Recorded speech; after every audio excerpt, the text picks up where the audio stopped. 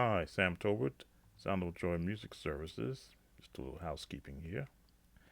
And we're going to give you a different point of view. We're going to talk about muscle memory techniques. If you've watched me play over these years, you will notice that I can seemingly land my hands on chords at the speed of thought.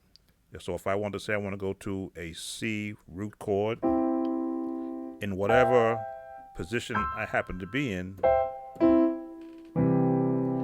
I can immediately just think about it, and by the time I get there, my hands will form this way. There we go. Got the camera right there.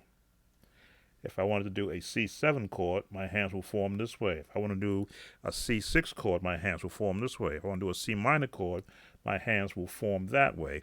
And that's just what I call muscle memory, from doing something for so long. A 6, a C minor, C7th, a C major 7th, because I have practiced these chords over the years and can almost think about whatever key I'm in, know where they're going to fall based upon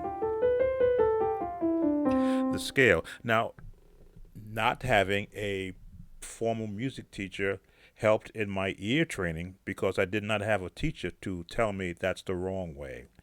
I had to hear it, look it up in a book,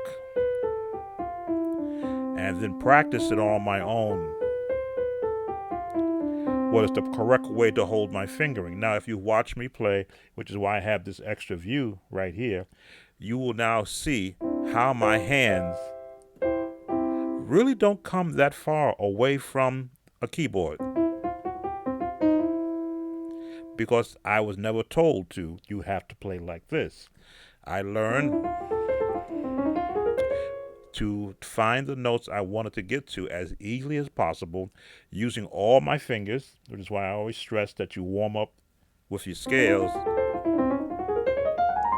so that you can play as fast as you think. And when you're learning from hearing intricate runs, you want to be able to land them as accurately as possible. So here's my techniques for building muscle memory. We're in the key of C. Let's start with, for those who want to teach it correctly, they go 1, 3, and 5.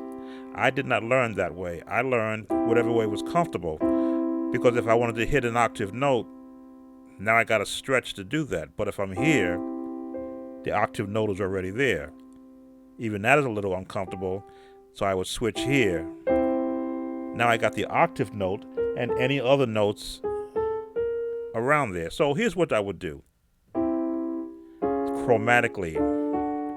This is making your hand stay in one position while you move the entire hand over.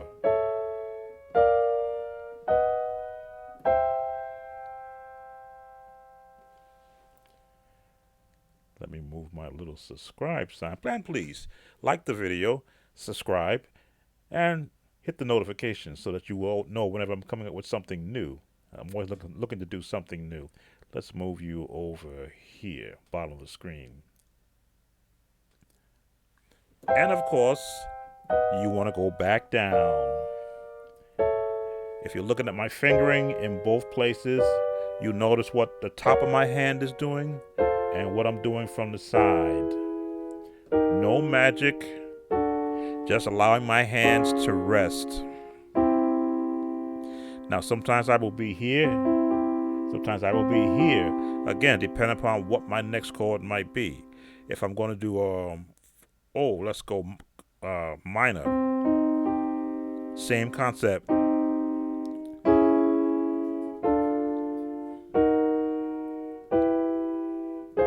Training your hand how to move for the minor chords.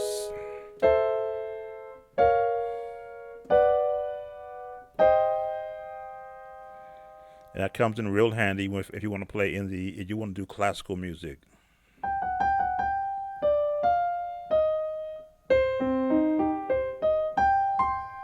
Because I'm there in an actual minor chord, the notes are right there. I can hear them before I even play them.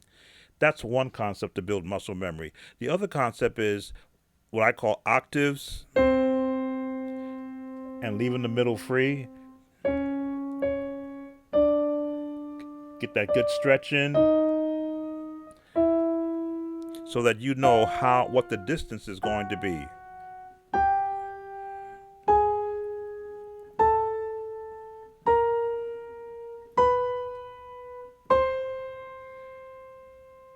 Now this stretch shouldn't really be a pain, but if it is, then relax your fingers so that you can get that even stretch all the way across. You may be a little tight.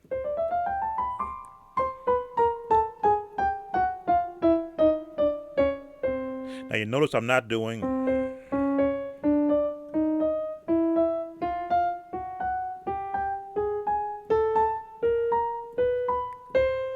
because muscle memory has taught me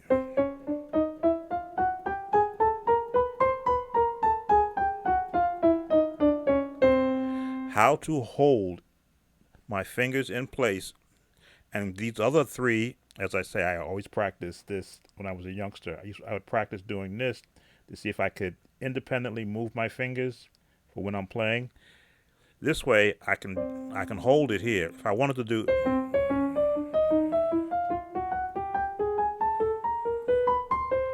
I can also do that.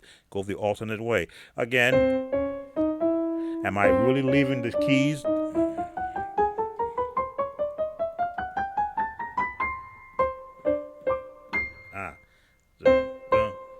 Wherever the thumb lies, the pinky should fall in place. Same with the left hand.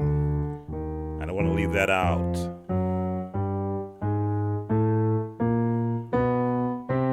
And together.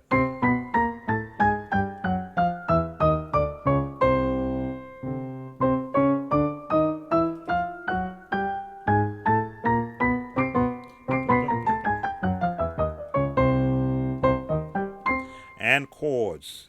Because the idea, again, is training the muscles in your hand to be able to form a chord before you get there. If I wanted to do, again, C7 chord using both hands, I should be able to do it with both hands. F.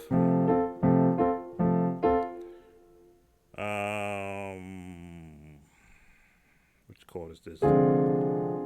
F minor 6. Right? Just inversions. And back to a root.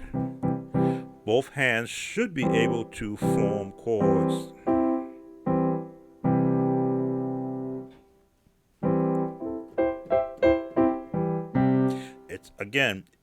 This is that part of when you're practicing, that's the first thing you do when you sit down to the piano. Warm up, and warm up with different exercises. I always stress scales first. Looks like I've got a light just left us. Scales first. That's all right. I have a backup here. Scales first, and then work on those techniques that you want to apply to the songs that you're learning.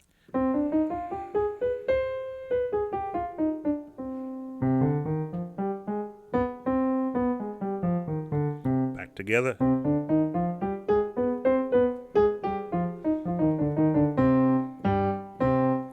Both hands should always be trained at the same time as much as possible.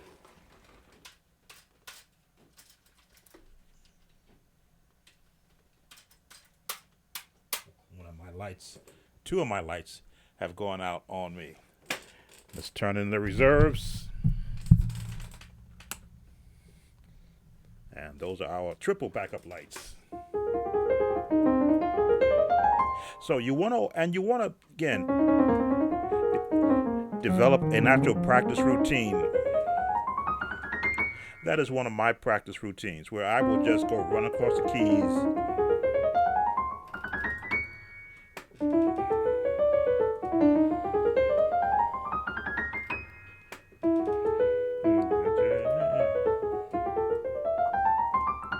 F is always a hard one. Let me see.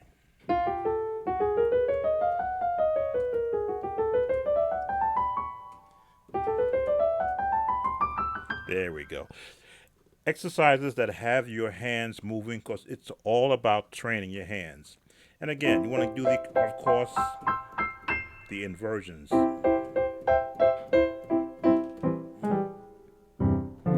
Both hands if possible. Again, I always said your split point is middle C.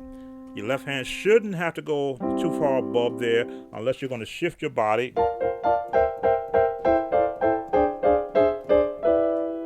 Then you're going to shift over to make space to be able to get your left hand in this range.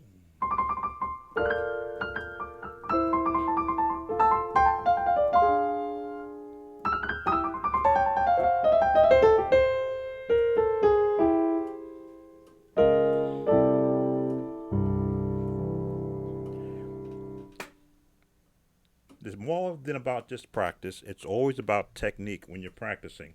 Now, for those who have learned the Hanon,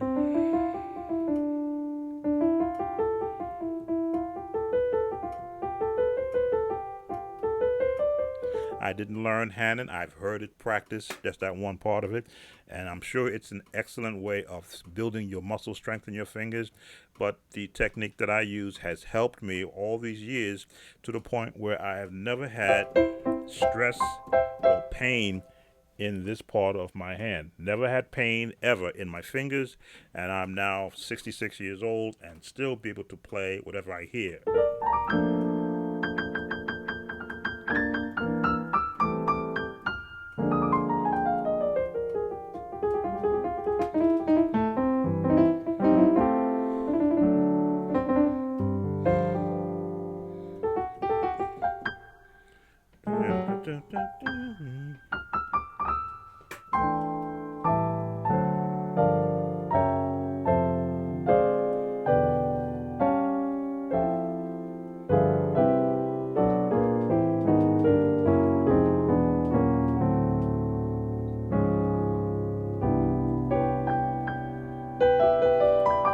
The other one.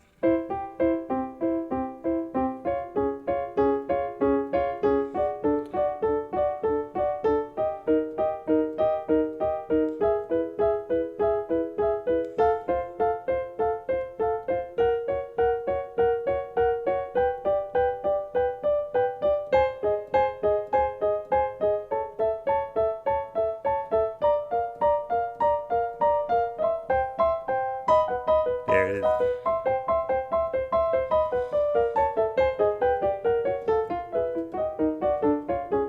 If you do that and your hands don't hurt, then you've got good tendon strength in your hands. That used to hurt whenever I would practice that because I wanted to be able to jump keys. Let me see. Let me see.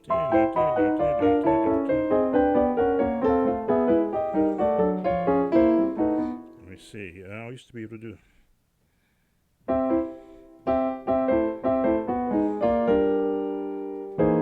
There it is.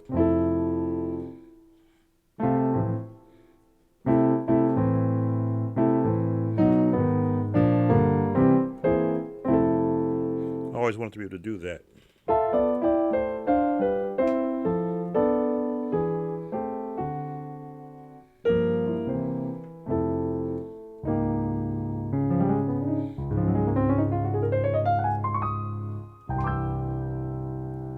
Techniques, not real songs, but the type of techniques that will help you to attempt the more difficult songs, especially when you get into the real contemporary music songs.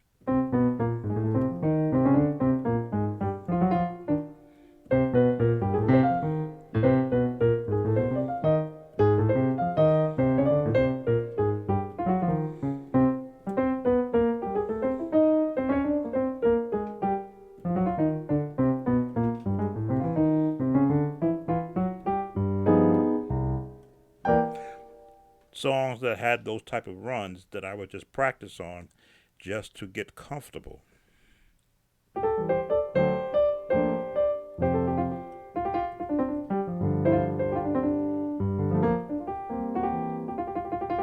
me see.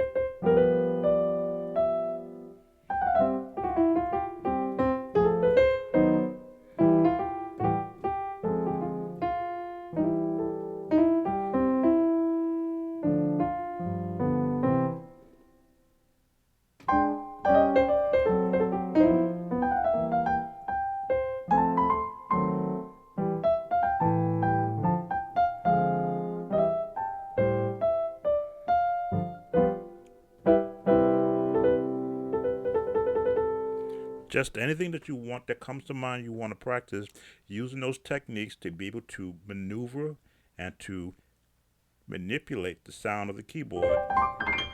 For those arpeggios, you've got to have good muscle memory to be able to jump. Run out of keys.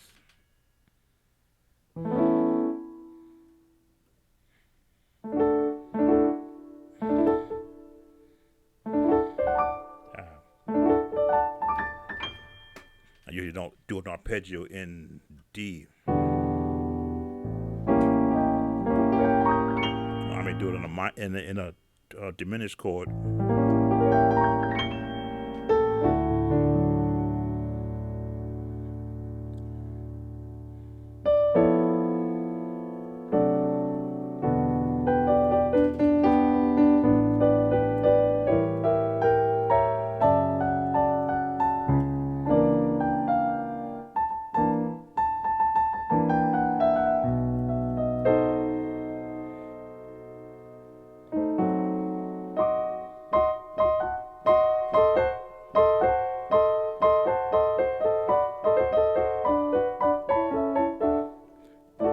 Just thinking of some things to do in D major, demonstrating.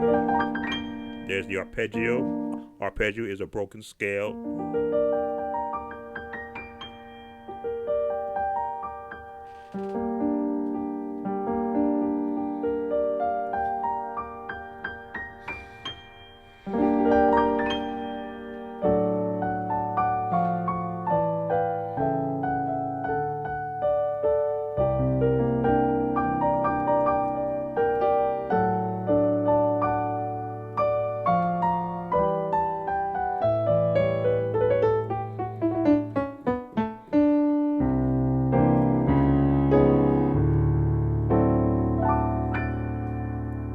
Not sure how much more I can show you technique-wise. This may be one of many techniques to come.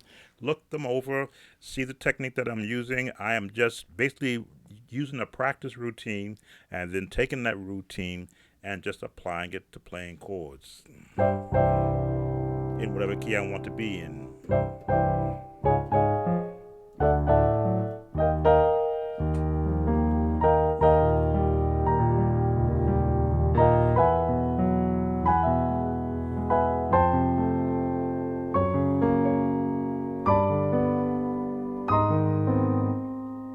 A, B flat,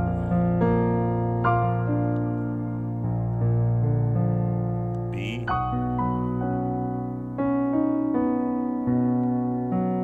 little ET.